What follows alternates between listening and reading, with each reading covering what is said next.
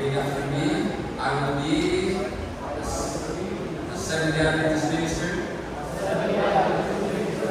For he has called me to proclaim the gospel of salvation in Jesus Christ.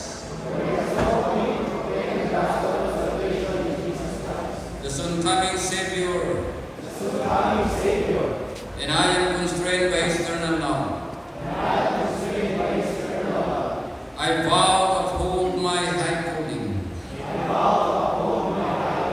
By God's grace, I will live rightly,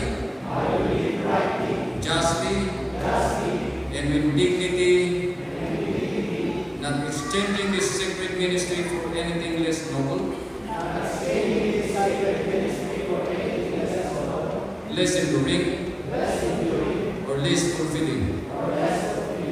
By His Spirit, I shall attain all excellence within grace. By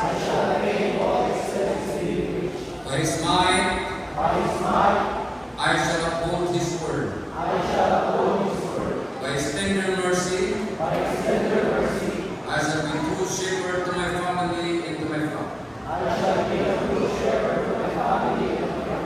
That all may know God's will